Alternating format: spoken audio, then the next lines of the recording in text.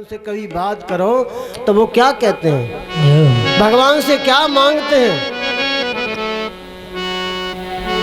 हे प्रभु, मेरे कर्मों के अनुरूप, मेरे कर्मों के फल रूप पता नहीं मुझे कौन सी योनि मिलेगी, ये तो आप ही जानो।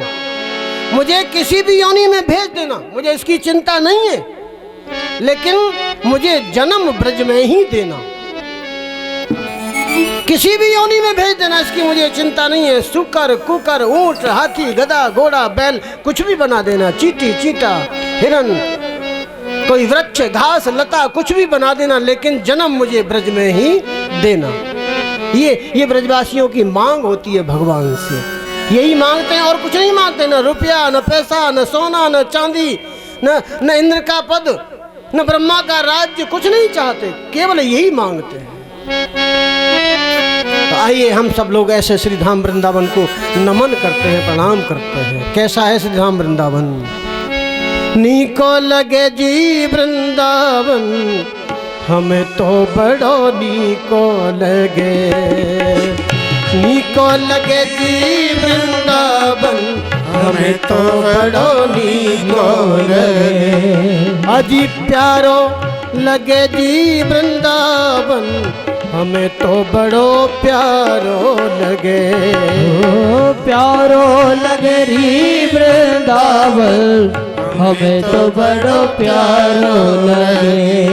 ओ प्यारो लगे जी वृंदावन, हमें तो बड़ो प्यारो लगे। ओ प्यारो लगे री वृंदावन, हमें तो बड़ो प्यारो लगे।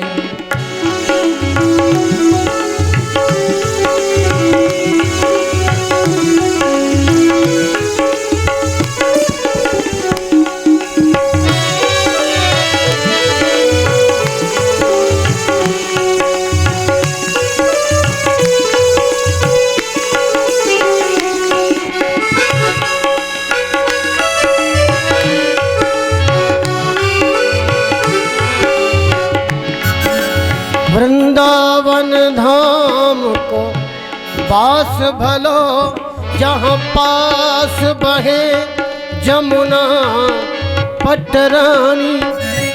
जो जन नहाय के ध्यान धरे, बैकुंठ मिले तिनको रजधानी। बैकुंठ मिले तिनको रजधानी। वेद पुराण बखान कहे, सब संत गुणी जन की यह बानी।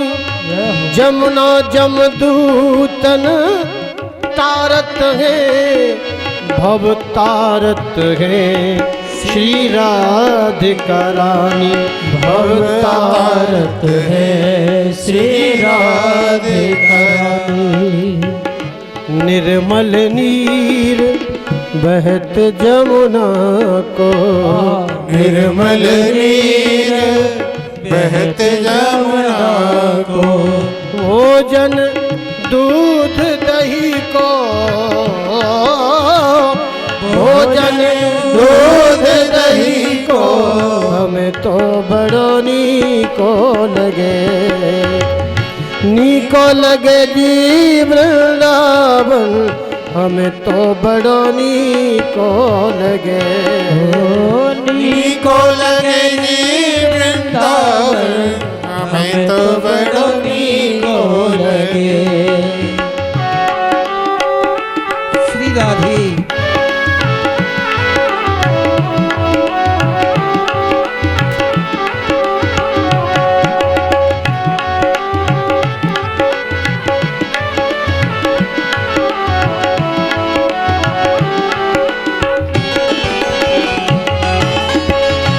ब्रह्म में ढूंढो, पुराण में ढूंढो, वेद ऋचा सुनिचो गुनिचायन। पर देखो सुनो न कबहू कितहू, वह कैसे स्वरूप को कैसो कन्हाई। हेरत हेरत हार गयो। हेरत माने ऐसे देखना, दोनों हाथ ऐसे करके ऐसे देखना, हेरना। हेरत हेरत हार गयो, रस खान बतायो है लोग लुगाई। रस खान यहाँ आए हैं ब्रज में, कन्हैया के जब बारे में जब सुना है, कन्हैया की लीलाओं के प्रसंग जब सुने हैं, तो रस खान यहाँ आए हैं। हेरते हेरते टेरते टेरते आवाज लगाते लगाते, हेरत टेरत, हेरत माने देखना और टेरत माने आवाज लगाना। लेकिन कहीं दर्शन नहीं हुआ रस खान जी को। तो ब्रज के जो गोपी ग्वाला थे ना, लोग लुगाई, उन्होंने बताया क्या ढूंढ रहे हो? ढूंढ रहा हूं कि कहीं कन्हैया के दर्शन हो जाएं। जाओ, चले जाओ सेवा कुंज में, वहां तुम्हें दर्शन हो जाएंगे। तो सेवा कुंज में कन्हैया क्या कर रहे हैं? हेरत टेरत हार पर्यो, रस खान बतायो है लोग लुगायन। देखो सुन्यो वह कुंज कुटीर में, बैठो पलोटत राधिका पायन। बैठो पलोटत राधिका पायन। राधा जी के चरण सेवा कर रहे हैं, क्योंकि उनके घर में रह रहे हैं तो सेवा तो करनी पड़ेगी। सेवा कुंज में राधा रानी के चरण दबा रहे हैं, सेवा कर रहे हैं। वहां रस खान जी को दर्शन हुआ भगवान कन्हैया का।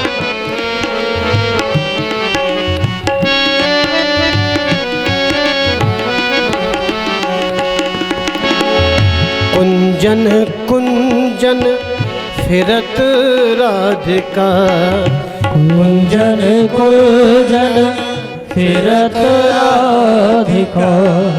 कुंजन कुंजन फिरत राधिका, कुंजन कुंजन फिरत राधिका। शब्द सुनत मुरली को,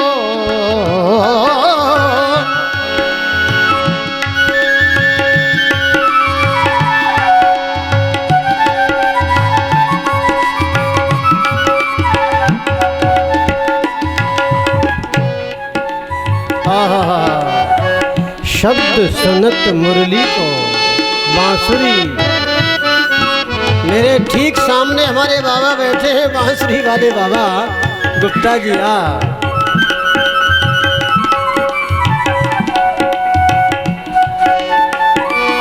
इनकी बांसुरी जब बजती थी, हमारे सामने गुप्ता जी बैठे हैं, आदरणीय गुप्ता जी, वाह धन्य हैं आप। अरे भगवान ने अपने अधरों से, अपने होठों से जिस साज को छुआ हैं, उस साज को आपने बजाया। कितने सौभाग्यशाली हैं आप हैं? भगवान की बंसी भगवान को सुनाई आपने, भगवान को बंसी सुना करके आपने रिझाया और रीझ गए भगवान आप पर। ऐसा ये मेरा अनुभव है कि भगवान आप पर रीझ गए। आपको अनुभव हुआ कि भगवान है और मुझसे ज्यादा दूर नहीं है, अनुभव भी आपको हुआ है। अब देखिए गुप्ता जी हमारे बांसुरी बजाते थे। आज से 25 साल पहले हमने इनकी बांसुरी सुनी है। जय हो, जय जय। और ये बांसुरी में स्वर जब भरते थे, राम जी आपने तो सुनी है बांसुरी इनकी। ये बांसुरी में स्वर जब भरते थे तो हम अपनी सारी सुध बुध भुला जाते थे। ऐसी बांसुरी इनकी बजती थी।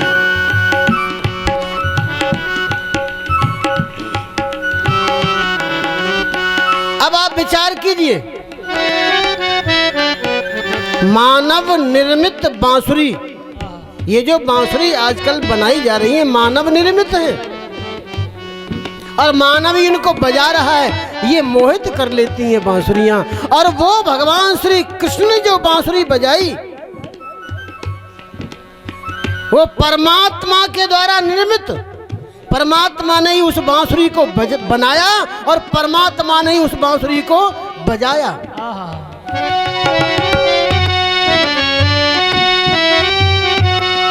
हमारे यहाँ एक बहुत ही अच्छे कवि हुए हैं बिंदु जी, उनकी 4 पंक्तियां हैं गुप्ता जी। जय हो। गजब की बांसुरी बजती थी वृंदावन बसैया की, करूं तारीफ मुरली की या मुरली के बजैया की, या मुरली के बजैया की। जहां चलता न था कुछ काम तीरों से कमानों से, विजय नटवर की होती थी वहां मुरली की तानों से। नटवर की होती थी वहाँ जय हो। मुरली की तानों से, मुरली की तानों से। जय हो। विजय नटवर की होती थी वहाँ मुरली की तानों से। कुंजन कुंजन फिरत राधिका, कुंजन कुंजन फिरत राधिका। शब्द सुनत मुरली को, शब्द सुनत मुरली को हमें तो बड़ो नीको लगे, नीको लगे जी वृंदावन हमें तो बड़ो नीको लगे, नीको लगे री वृंदावन हमें तो बड़ो नीको लगे। ओ नीको लगे जी वृंदावन हमें तो बड़ो नीको लगे, नीको लगे वृंदावन हमें।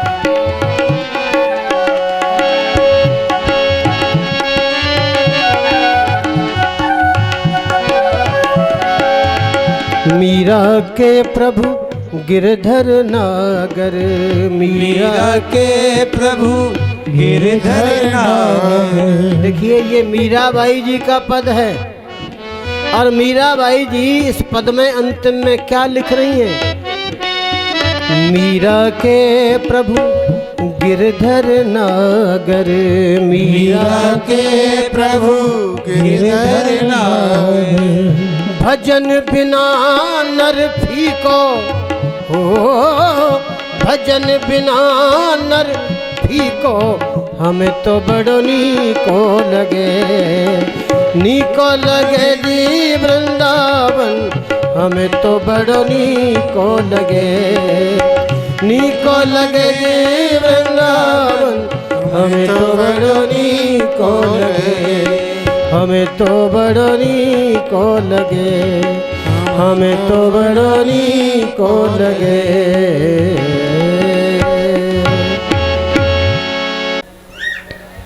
गोस्वामी श्री तुलसीदास जी महाराज ने लिखा है मानस में, सोई सुंदर सोई सुभग शरीरा और जो तन पाए भजिए रघुवीरा। अरे ये मानव शरीर कब सुंदर सोई सुभग, कब इसकी सुंदरता है, कब इसकी दिव्यता है? जब ये भगवान का भजन करेगा तो इसकी दिव्यता है, तो इसकी सुंदरता है, नहीं तो ये तो कुरूप का कुरूप है।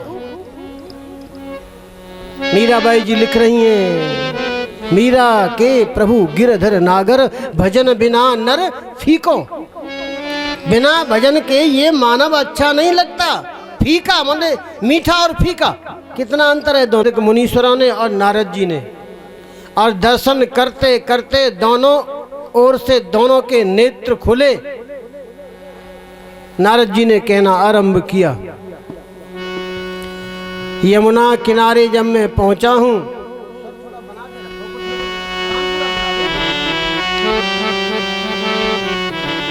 यमुना किनारे जब मैं पहुंचा तो मैंने यहाँ एक आश्चर्य देखा। क्या आश्चर्य देखा कि वहां एक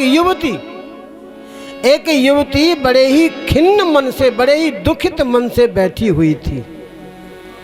उसके पास दो वृद्ध पुरुष अचेत अवस्था में पड़े हुए थे और वो जोर जोर से सांस ले रहे थे। उसके चारों ओर सैकड़ों स्त्रियां पंखा से उसकी हवा कर रही थी। मैंने उस स्त्री को देखा, उससे पूछा कि तुम कौन हो? ये वृद्ध पुरुष तुम्हारे पास में जो पड़े हुए हैं ये कौन है? ये कमल नयनी देवियां जो तुम्हारी सेवा कर रही हैं ये कौन है? तो उस युवती ने मुझसे कहा कि हे मुनिवर, मेरा नाम है भक्ति और ये दोनों ये मेरे पुत्र हैं ज्ञान और वैराग्य। ये कमल नयनी जो देवियां हैं ना, ये गंगा आदि नदियां हैं, ये मेरी सेवा करने के लिए यहाँ आई हैं। नारद जी ने कहा, हे साध्वी, ये ऐसी विपरीतता क्यों? भक्ति रानी ने कहा कि यही तो मैं आपसे पूछना चाह रही हूँ कि मैंने पूरे भारत वर्ष का भ्रमण किया, दक्षिण में मेरा जन्म हुआ, दक्षिण से गुजरात होते हुए मैं यहाँ आई हूँ।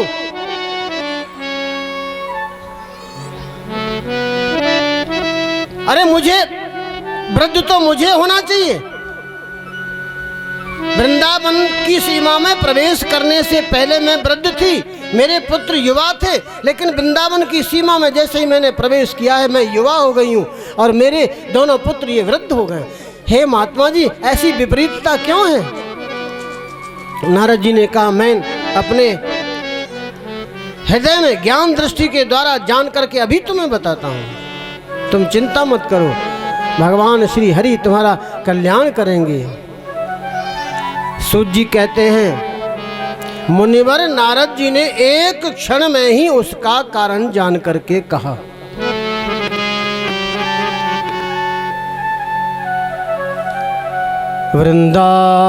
वृंदावनस्य संयोगात् पुनस्तं तरुणी नवा धन्यं वृंदावनं तेन भक्तिर्नृत्यति यत्र च। वृंदावन के संयोग से तुम नवीन हो गई हो, तरुणी हो गई हो, और तुम्हारे जो पुत्र है ना ज्ञान और वैराग्य, यहाँ इनका कोई ग्राहक नहीं है।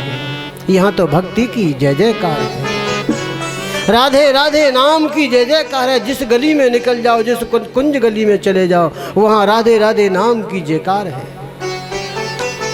ऐसा भक्ति का दृश्य अन्यत्र कहीं दिखाई नहीं देता जैसा कि वृंदावन में दिखाई देता है।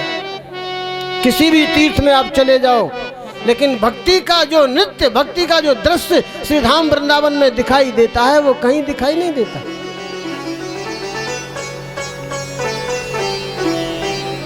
इसलिए ये दोनों वृद्ध हो गए हैं, पर तुम चिंता मत करो, मैं अभी जगाए देता हूं। नारद जी ने उनके कान में वेदध्वनि की, वेदांत घोष किया, बार बार गीता का पाठ करके उन्हें सुनाया, परंतु नहीं जगे। नारद जी को बड़ी चिंता हुई और नारद जी भगवान का स्मरण करने लगे। जैसे ही नारद जी ने भगवान का स्मरण किया, आकाशवाणी हुई, हे नारद, तुम खेद मत करो, चिंता मत करो, इसके लिए तुम कोई उद्योग करो, और तुम उद्योग करोगे तो तुम्हारा वह उद्योग निस्संदेह सफल हो जाएगा। आकाशवाणी ने जो बात कही है वो गुप्त रूप से कही है, यह नहीं बताया कि कौन सा साधन किया जाए। तो ज्ञान और वैराग्य को वहीं छोड़ा, तीर्थों में जाकर के भ्रमण कर रहे हैं, मुनीश्वरों से जाकर के पूछ रहे हैं, गुणीजनों से जाकर के पूछ रहे हैं कि भक्ति के कल्याण का उपाय बताइए, भक्ति का कल्याण कैसे होगा। कहीं से कोई उत्तर नहीं मिल रहा। तब सनकादिक मुनीश्वरों के दर्शन हुए हैं।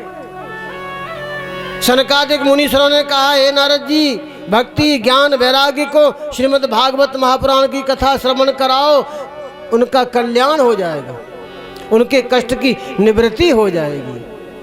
नारद जी ने कहा, महात्माओं मुझे आपसे अच्छा वक्ता कौन मिलेगा, आप ही कथा श्रवण कराओ ना। सनकादिक मुनीश्वर ने कहा, ठीक है, श्री धाम वृंदावन तो हम नहीं जाएंगे, लेकिन यहां से उतर करके हम चलते हैं हरिद्वार। हरिद्वार वृंदावन और बद्रीनाथ दोनों के ठीक बीचों बीच में है हरिद्वार। वहां से उतर करके आए हैं चारों मुनीश्वर और संकल्प के द्वारा भक्ति ज्ञान वैराग्य को बुला लिया गया हरिद्वार। 4 आसन ऊपर और 4 आसन नीचे कथा प्रारंभ हुई। कथा प्रारंभ हुई, मंगलाचरण जब हुआ तो बड़े बड़े ऋषि मुनि उस कथा को श्रवण करने के लिए आए हैं।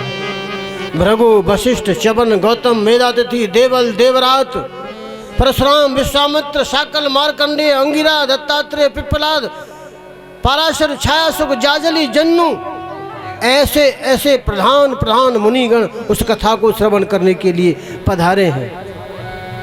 इसके अलावा वेद वेदांत उपनिषद तंत्र मंत्र सत्रह पुराण 6 शास्त्र मूर्तिमान होकर के वहां पधारे हैं।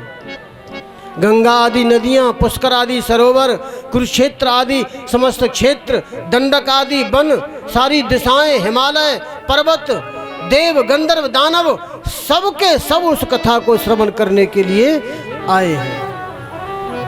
सनकादिक मुनीश्वरों ने कथा कहना आरंभ किया। अब हम तुम्हें इस भागवत शास्त्र की महिमा श्रवण कराते हैं। न गंगा न गया काशी पुष्करम न प्रयागकम शुक शास्त्र कथायाश्च फलेन समता नयेत। फल की दृष्टि से अगर देखा जाए तो इस सुख शास्त्र कथा की समता गंगा गया कोई भी तीर्थ नहीं कर सकता। श्री सूत जी ने कहा कि ये तो आपने बहुत आश्चर्य की बात बता दी। अवश्य ही यह भागवत महापुराण योगवेत्ता ब्रह्मा जी के भी जो आदि कारण है भगवान नारायण उनका निरूपण करता है, परंतु यह मोक्ष की प्राप्ति कराने में ज्ञानादि जितने भी साधन हैं उन साधनों का तिरस्कार करके उनसे आगे कैसे बढ़ गया, ये आश्चर्य हमको हो रहा है। सूत जी ने कहा, सोनक जी, जब भगवान इस धराधाम को छोड़ करके जा रहे थे गौलोक, उद्धव जी ने भगवान से पूछा था, हे प्रभु कलयुग आने वाला है, इस युग में फिर से अनेकों दुष्ट पैदा हो जाएंगे, अनेकों जो सत्पुरुष हैं वो भी उग्र प्रवृत्ति के हो जाएंगे, तब ये गौरूपिणी पृथ्वी किसकी शरण में जाएगी? आपका वियोग होने पर ये भक्तजन पृथ्वी पर कैसे रहेंगे? भगवान निर्गुणोपासना में तो बड़ा कष्ट होता है, कुछ उपाय कीजिए ना। उद्धव जी के वचन सुन करके भगवान ने अपनी सारी शक्ति श्रीमद् भागवत महापुराण में रख दी। श्रीमद् भागवत महापुराण में प्रवेश कर गए भगवान श्री कृष्ण। इसलिए इस श्रीमद् भागवत महापुराण को कहते हैं बाल कृष्ण लाल प्रभु की साक्षात वांगमयी श्री विग्रह। ये भागवत नहीं, ये साक्षात भगवान श्री कृष्ण है। भगवान श्री कृष्ण इसमें प्रवेश कर गए, इसलिए ये भगवान की साक्षात शब्दमयी मूर्ति है। श्री सूत जी कहते हैं, सौनक जी, जिस समय सनकादिक मुनीश्वर इस प्रकार सप्ताह श्रवण की महिमा का बखान कर रहे थे, उस सभा में एक बहुत बड़ा आश्चर्य हुआ। क्या आश्चर्य हुआ? एवं नगाह श्रवणो रुधिर में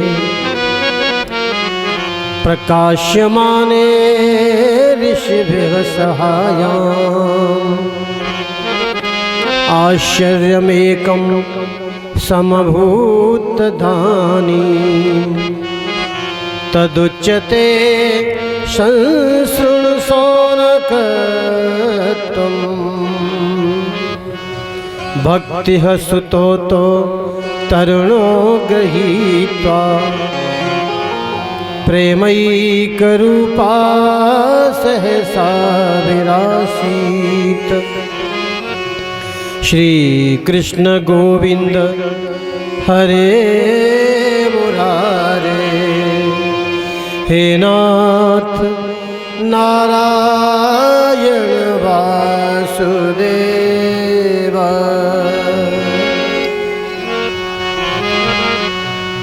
तरुणावस्था को प्राप्त हुए अपने दोनों पुत्रों को साथ लेकर के विशुद्ध प्रेम रूपा भक्ति बार बार श्री कृष्ण गोविंद हरे मुरारे हे नाथ नारायण वासुदेवा इन नामों का उच्चारण करती हुई अकस्मात उस सभा में प्रकट हो गई। ताम चागताम भागवतार्थ भूषाम सुचारु वेशाम ददसृह सदस्यः कथम प्रविष्टा कथमागतेयं मध्ये मुनीनामिति तर्कयन्तः। सभी सदस्यों ने देखा कि परम सुंदरी भक्ति रानी भागवत के अर्थों का आभूषण पहने हुए वहां पधारी। मुनियों की उस सभा में सब लोग ये आपस में तर्क वितर्क करने लगे कि यहाँ कैसे आ गई, कैसे प्रविष्ट हो गई। ऊचुः कुमारा बचनम तदानी कथार्थ तो निष्पत्तिताधुनेयम् एवं गिरह साससुता निशम्य सनत कुमारम निजगादनम रगा। तब सनकादिक मुनीश्वरों ने कहा, हे भक्ति देवी, ये भक्ति देवी अभी अभी कथा के अर्थों से निकली हैं।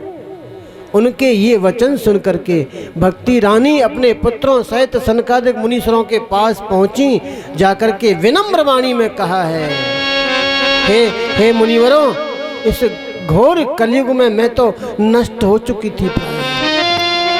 आपने कथामृत से सींच करके मुझे पुष्ट कर दिया है। अब बताइए कि मैं कहाँ रहूं, मेरा निवास कहाँ है। सनकादिक मुनीश्वरों ने कहा, हे भक्ति रानी,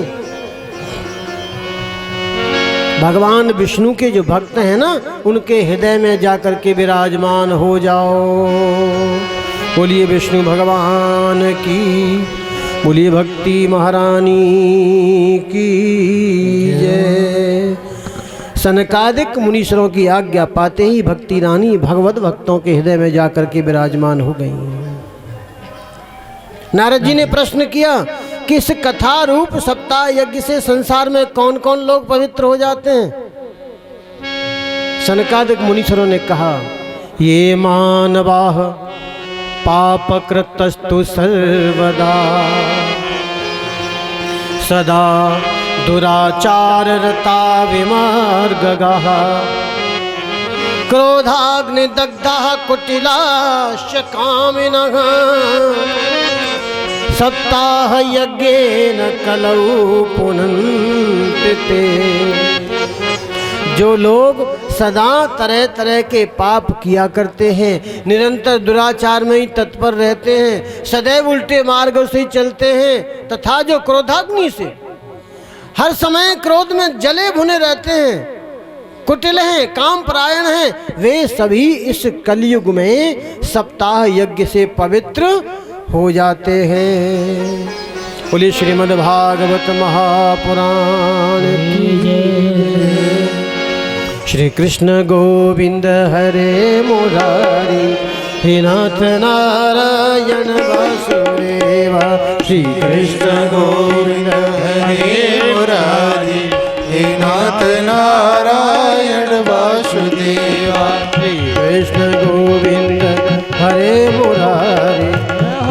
नाथ नारायण वासुदेवा श्री कृष्ण गोविंद हरे मुरारी हे नाथ नारायण वासुदेवा श्री कृष्ण गोविंद हरे मुरारी हे नाथ नारायण वासुदेवा श्री कृष्ण गोविंद हरे मुरारी हे नाथ नारायण वासुदेवा हे नाथ नारायण वासुदेवा हे नाथ नारायण वासुदेवा हे नाथ नारायण वासुदेवा हे नाथ नारायण वासुदेवा श्री कृष्ण गोविंद हरे मुरारी हे नाथ नारायण वासुदेवा श्री कृष्ण गोविंद हरे मुरारी हे नाथ नारायण वासुदेवा हे नाथ नारायण वासुदेवा हे नाथ नारायण वासुदेवा बोलिए नारायण भगवान की जय। नारद जी, अब हम तुम्हें इस विषय में एक बहुत प्राचीन इतिहास सुनाते हैं। तुंगभद्रा नदी के किनारे एक अनुपम नगर बसा हुआ था। उसमें आत्मदेव नामक एक ब्राह्मण रहते हैं, बहुत ही ज्ञानी, वेदज्ञ, तत्व को जानने वाले ब्राह्मण। घर में कुलीन स्त्री है, सुंदर स्त्री है, इनकी कोई संतान नहीं थी। कुलीन स्त्री, सुंदर स्त्री होने के पश्चात भी उस स्त्री का स्वभाव था झगड़ालू स्वभाव की स्त्री थी। घर में कोई संतान नहीं है, घर में कोई संतान नहीं थी तो ये दुखी रहने लगे हैं। विचार करते हैं कि मेरे कुल में,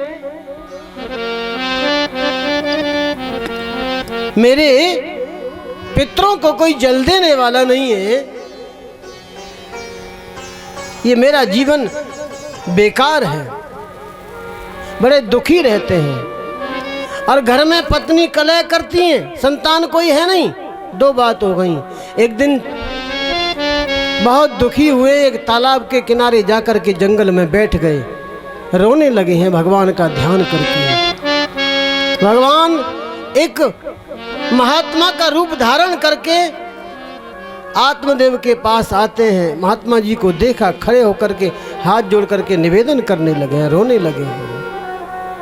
पूछा, महात्मा जी ने क्यों रोते हो? कि मेरे कोई संतान नहीं है, मेरे पितरों को कोई जल देने वाला नहीं है। मैं अपने घर में गाय रखता हूँ, वो बांझ हो जाती है, घर में तुलसी लगाता हूँ, वो सूख जाती है। मैं ऐसा अभागा हूँ, मैं इस जीवन को रख करके क्या करूँगा? महात्मा जी ने समझाया कि क्या करोगे? पुत्र लेकर के। पुत्र के कारण किन किन राजाओं को, किन किन लोगों को कितने कितने कष्ट भोगने पड़े। छोड़ दो ना पुत्र की आशा, अरे भगवान को अपना पुत्र मान लो ना। लेकिन ब्राह्मण देवता आत्मदेव जी रोने लगे। संत जी ने कहा, ठीक है, ये लो, एक फल दिया, अपनी पत्नी को जाकर के खिला देना, 9 महीने के बाद तुम्हें पुत्र रत्न की प्राप्ति होगी। आत्मदेव जी उस फल को लेकर के घर आए, पत्नी को ला करके दिया, कहा, लो इसे खा लो, संत जी ने प्रसाद दिया है, तुम्हें पुत्र रत्न की प्राप्ति होगी। और उस ब्राह्मणी ने उसको फल को हाथ में लिया, विचार कर रही है, क्या फल खाने से कहीं बालक होते हैं? अच्छा चलिए, मैंने इस फल को खा भी लिया, अगर मेरे गर्भ में बालक आया भी तो मेरा पेट बढ़ जाएगा, मेरे खाने पीने पर परहेज होगा, अच्छा खा नहीं सकूंगी, खट्टा तीखा मीठा नमकीन मुझे अच्छा लगता है, मैं इसे खा नहीं सकूंगी। अच्छा मेरा पेट बढ़ गया, घर में कहीं आग लग गई तो मैं भाग नहीं पाऊंगी, घर में डाकू आ गए तो मैं अपने को सुरक्षित नहीं रख पाऊंगी। ऐसे ऐसे विचार उठ रहे हैं। उस ब्राह्मणी का नाम था धुंधली, उसकी बहन आ गई, फल को लेकर के हाथ में विचार कर रही है, सोच रही है। बहन ने कहा, क्या बात है? पूरा प्रसंग सुना दिया। तू एक काम कर, इस फल को तो इस गाय को खिला दे। फल की परीक्षा करते हैं, गाय को खिला दे और पति से कह देना कि मैंने फल खा लिया, मेरे गर्भ में बालक है, समय आने पर, प्रसव का समय आने पर ये बालक मैं तुझे ला करके दे दूंगी, तू अपने पति को दिखा देना, तू मेरे पति को कुछ धन दे देना और ये बालक मैं तुझे दे दूंगी। वह फल गाय को खिला दिया। धुंधली की बहन के बेटा हुआ, उसने बेटा ला करके दे दिया। आत्मदेव जी को बताया कि मेरे पुत्र हुआ है, बड़े प्रसन्न हुए हैं आत्मदेव जी। 3 महीने के पश्चात उस गाय के भी एक मनुष्याकार बालक पैदा हुआ, मनुष्य जैसा बालक। केवल जो कान थे ना वो थोड़ा लंबे लंबे थे, जैसे गाय के कान होते हैं, बछड़े के कान होते हैं, बाकी पूरा शरीर मनुष्य जैसा था। उसको देखा आत्मदेव जी ने, बड़े प्रसन्न हुए हैं। धीरे धीरे दोनों बालक बड़े होने लगे। इनमें जो पुत्र धुंधली को ला करके दिया था उसकी बहन ने, उसका नाम रखा गया धुंधकारी, और जो गाय से पैदा हुआ था उसका नाम रखा गया गौकर्ण। तो गौकर्ण तो बड़ा ज्ञानी पंडित विद्वान, और धुंधकारी बड़ा ही अत्याचारी पापी। अपने साथी बालकों को खेलने के बहाने ले जाता है, कुएं में धक्का दे देता है, दूसरों के घर में आग लगा देता है। धीरे धीरे और बड़ा होने लग गया। जुए का शौक, शराब का शौक, परस्त्री गमन का शौक, हिंसा का शौक, ये सब आदत उसको लग गई। पिताजी दुखी हुए। पिताजी वन को घर को छोड़ करके वन में चले गए। माता को मारा पीटा, माता ने अपनी आत्महत्या कर ली। भाई गोकर्ण यहाँ से चले गए तीर्थ यात्रा के लिए, अकेला घर में रहता है। 5 कुलटा स्त्रियों को लेकर के अकेला घर में रहता है, चोरी करके लाता है, धन को खर्च करता है। एक दिन बहुत सा धन चुरा करके लाया किसी राजा के यहाँ से। उन कुलटा स्त्रियों ने मन में विचार किया कि रोज चोरी करके लाता है और आज तो बहुत सारा धन लाया है, लगता है किसी राजा की चोरी करके लाया है, ये पकड़ा जाएगा, इसको प्राण दंड दिया जाएगा, ये तो मर जाएगा और राजा इस धन को भी ले जाएगा, इसलिए धन को बचा लो, इसको तो मरना ही मरना है, हम अपने हाथों से इसको मार देती हैं। उन कुलटा स्त्रियों ने धुंधकारी को अपने हाथों से मारा और वहीं आंगन में गड्ढा खोद करके गाड़ दिया। धन को लेकर के चली गई। बहुत समय के पश्चात गोकर्ण जी लौट करके आए हैं। रात्रि को अपने घर में विश्राम कर रहे हैं तो बड़े बड़े भयानक रूप, कभी हाथी बन जाता है, कभी भेड़ा बन जाता है, कभी बकरा बन जाता है, कभी शुगर बन जाता है, कभी इंद्र बन जाता है। ऐसे ऐसे रूप गोकर्ण जी को दिखा रहा है। गोकर्ण जी मन में विचार किया ये कौन है। अपने हाथ में जल लिया, मंत्र के द्वारा उस जल को अभिमंत्रित किया और छिड़क करके मारा तो बोलने लगा, भाई मैं तुम्हारा भाई हूँ धुंधकारी, मैंने बहुत बड़े बड़े पाप किए, बहुत अत्याचार किए, उन कुलटा स्त्रियों ने मुझे तड़पा तड़पा करके मारा, मेरा कल्याण कैसे होगा। हे भाई मैं इस प्रेत योनि में पड़ करके बड़ा कष्ट भोग रहा हूँ, आप मेरा कल्याण कीजिए, मेरा कल्याण कीजिए। प्रातः काल हुआ है। गोकर्ण जी ने जो गांव के बुजुर्ग लोग थे, उस नगर के जो गुणी लोग थे, ज्ञानी लोग थे, उन सबसे सलाह जाकर की सबसे पूछा, लेकिन कोई उपाय किसी ने नहीं बताया। अपने योग बल के द्वारा भगवान सूर्य की गति को रोक दिया गोकर्ण जी ने। हे सूर्य नारायण, आप मुझे बताइए मेरे भाई की मुक्ति का कारण क्या है, कैसे मेरे भाई की मुक्ति होगी। दूर से ही आकाशवाणी होती है, श्रीमद् भागवत महापुराण की कथा ऐसे सुनाओ, इसका उद्धार हो जाएगा, इसका कल्याण हो जाएगा। और ये श्रीमद् भागवत महापुराण की जय। गोकर्ण जी ने अपने भाई धुंधकारी को श्रीमद् भागवत महापुराण की कथा सुनाई, तब जाकर के धुंधकारी का उद्धार हुआ। और गोकर्ण जी ने जब कथा सुनाई ना, भगवान आए हैं अपने पार्षदों के सहित, जिसमें बलि हैं, अर्जुन हैं, प्रहलाद हैं, ऐसे ऐसे जो पार्षद हैं भगवान के, इन पार्षदों के सहित भगवान उस कथा में आए हैं, पधारे हैं। सबने कीर्तन किया है मिल करके। भगवान ने कहा है कि मैं आपकी कथा से बहुत प्रसन्न हूँ, अपनी इच्छा का वरदान मांग लो। तो वहाँ जितने भी भक्त लोग विराजमान थे उन सब ने एक ही बात कही, हे प्रभु हमें बस एक ही वरदान दे दो, भविष्य में जहाँ कहीं भी आपकी कथा हो, आप अपने इन पार्षदों के सहित उस कथा में अवश्य पधारें, बस यही वरदान हम आपसे चाहते हैं। भगवान ने कहा ठीक है, एवमस्तु। भगवान ने वरदान दिया। तब भगवान की कथा जहाँ होती है ना, भगवान अपने पार्षदों के सहित कथा में अवश्य ही पधारते हैं। बोलिए नारायण भगवान की जय। पंडित जी आरती की तैयारी। अध्यक्ष यतोन्मयादितश्चार्थे सभिज्ञ सराट तेने ब्रह्म हृदया य आदि कवये मुह्यन्ति सूरयः तेजो वारिमृदां यथा विनिमयो यत्र सर्गो मृषा धाम्ना स्वेन सदा निरस्तकुहकं सत्यं परम धीमहि।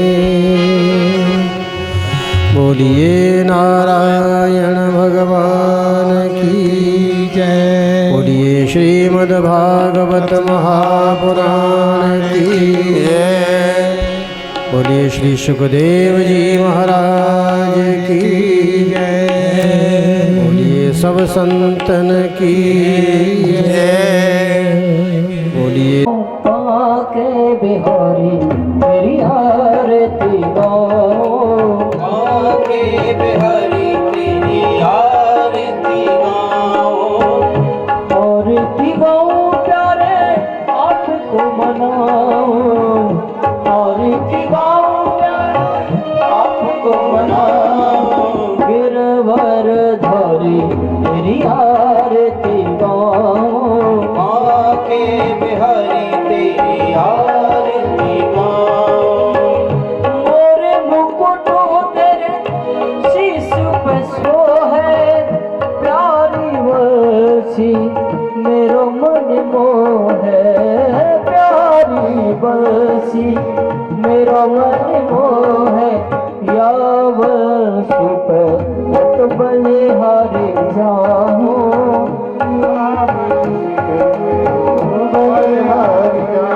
बांके बिहारी तेरी आरती गाऊं, बांके बिहारी तेरी आरती गाऊं। चरणों से निकोली है गंगा प्यारी, चरणों से निकली है गंगा प्यारी, जिसने सारी दुनिया तारी, जिसने सारी दुनिया तारी, उन चरणों में मैं तो शीश नवाऊं, उन चरणों में तो शीश नवाऊं, बांके बिहारी तेरी आरती गाऊं, बांके बिहारी तेरी आरती गाऊं, दास दास के नाथ आप हो, सुख दुख जीवन प्यारे साथ आप हो, दास दास के नाथ आप हो, सुख दुख जीवन मेरे साथ आप हो, देखो छवि मैं तो भले हारे जाऊं, तेरी छवि में कमल हारी जाऊं, बांके बिहारी तेरी आरती गाऊं, बांके बिहारी तेरी आरती गाऊं, आरती गाऊं प्यारे आपको मनाऊं,